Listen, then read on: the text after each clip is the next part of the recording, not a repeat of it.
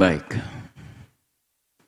pertanyaan-pertanyaan seperti ini nggak bisa dijawab karena kita tidak tahu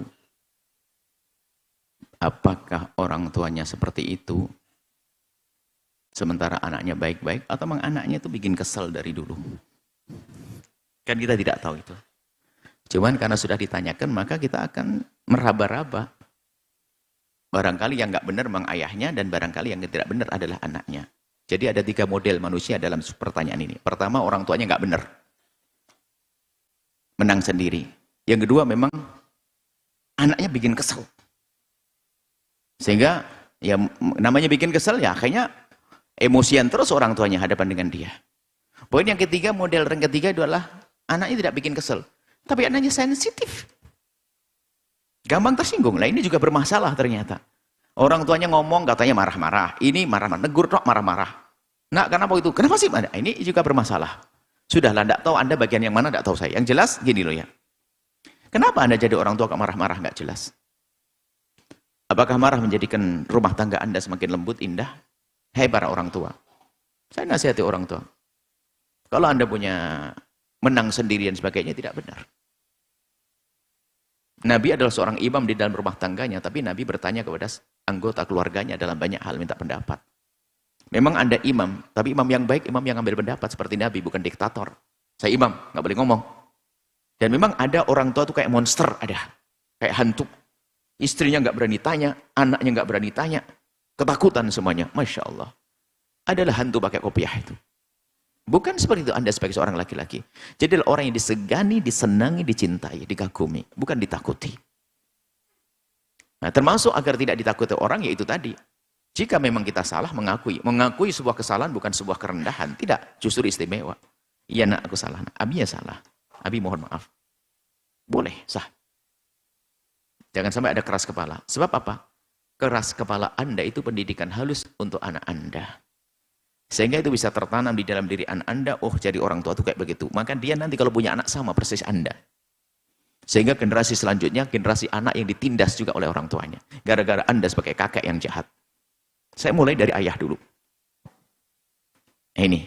Tapi bisa jadi bukan ayah yang nggak benar. Bisa jadi anak. Anak bikin kesel dan sebagainya. Kami ingatkan. Anak awas hati-hati jangan durhaka pada orang tua. Nggak akan bahagia. Kalau seandainya engkau mempunyai suami atau engkau punya ayah yang tidak baik, bukan berarti engkau menjadi tidak baik. Kesabaranmu perlu ditingkatkan. Sebenarnya pendidikan itu adil ya. Kalau ada berbakti pada orang tua, ada durhakanya seorang anak.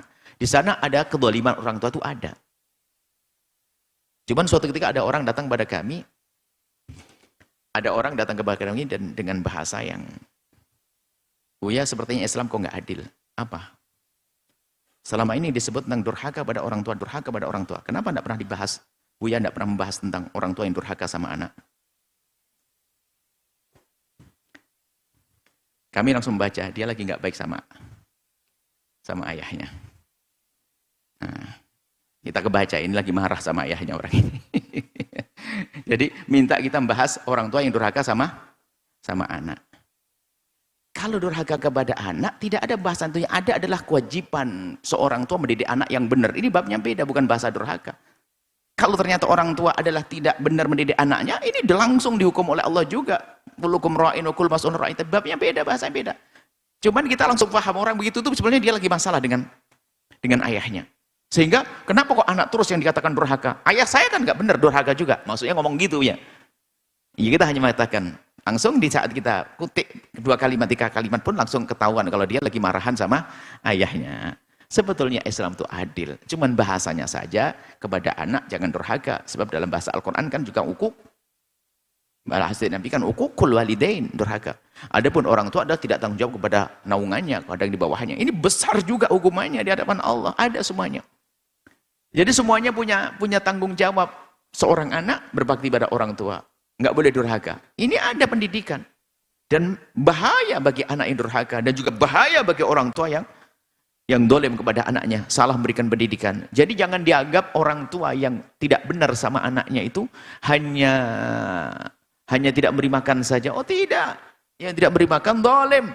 Tapi termasuk yang paling dahsyat adalah salah menyekolahkan. Itu seorang tua yang katanya ahli ibadah. Coba lihat. ahli ibadah, ngaji, umroh, haji, seterusnya, tahajudan, puasa, dia mau berlenggang menuju surga, anak teriak, ya Allah, turunkan orang itu ke neraka, karena dia telah membiarkanku, dia sibuk ibadah dengan dirinya sendiri, tapi aku tidak kena sholat, aku disekolahkan di sana, dibiayai besar-besaran, aku tidak kenal sholat. Nuntut itu anak, yang katanya cinta di dunia, kakak anak, anak dengan ayah, ayah dengan anak, saudara dengan saudara, ternyata jadi musuh di akhir. Al-akhlaq yauma idzin ba'duhum li ba'din adu. Yang di dunia itu sepertinya bapak, anak, saudara-saudara, sahabat-sahabat, kayaknya akrab, tapi selagi tidak menuju kepada kebaikan akan jadi musuh di akhirat, saling nuntut. Anak nuntut, ya Allah jangan boleh masuk surga orang itu. Ayo, orang tua yang tidak benar mendidik anaknya.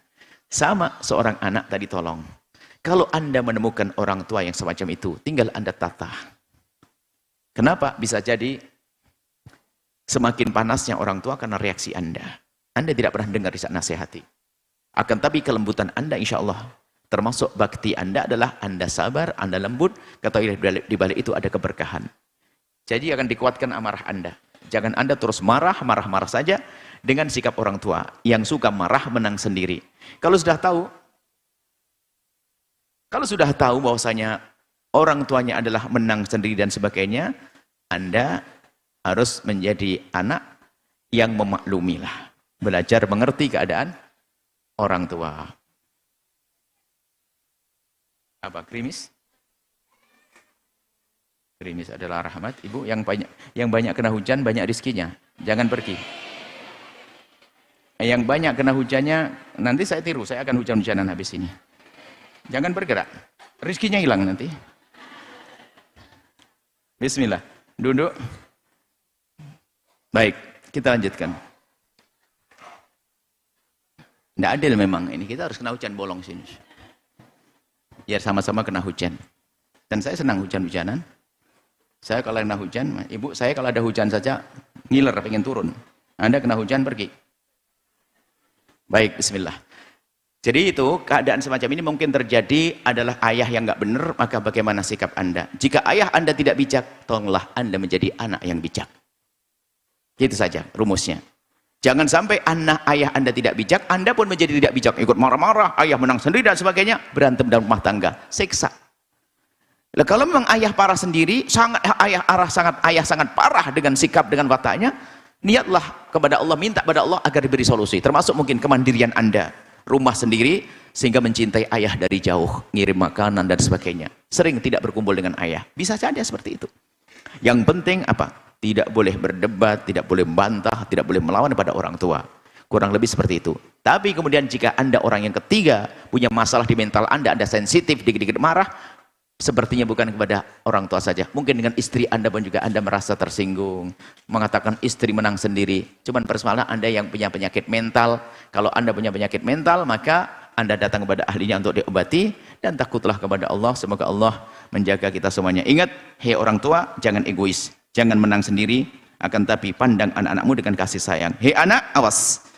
Sejelek apapun orang tuamu, ingat, itu orang tuamu. Jangan biasa berdebat, bermusuhan dengan orang tua. Belajarlah untuk mengerti, belajarlah untuk bijak, belajarlah untuk berbakti dalam keadaan apapun. Karena apa? Di sana ada surga yang menanti Anda. Tidak ada alasan bagi seorang anak untuk musuhi orang tuanya, berdebat dengan orang tuanya, berantem sama orang tuanya.